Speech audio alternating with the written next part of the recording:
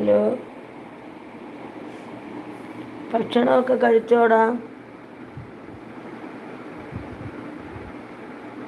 മോള് ഒന്നും പറയണ്ട ആമിന, വല്ല കുഞ്ഞു ഒന്നും പറയണ്ട. എന്തോ വിഷമാണെന്നറിയോ, കുവൈറ്റില്ല വല്ലാത്തൊരു പ്രതിസന്ധിയിലാണ്. ഇപ്പോൾ പോയി 1 വർഷമായി. അവർ ഈ ഹോസ്പിറ്റലിലേക്ക് കമ്പ്യൂട്ടർ അടിക്കാനായിരുന്നു കൊണ്ടുപോയത്.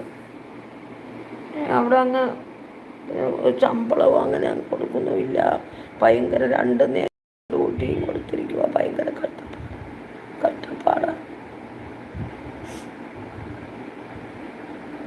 അതുകൊണ്ട് അമ്മ എങ്ങനെയെങ്കിലും എന്നെ വരാനുള്ള ഒരു രീതിയിൽ ആരെങ്കിലും കണ്ടെങ്കിലും അമ്മക്ക് വയ്യാന്ന് എങ്ങനെയെങ്കിലും പറഞ്ഞെങ്കിൽ വരാൻ കൊണ്ടുള്ള രീതി അവൾ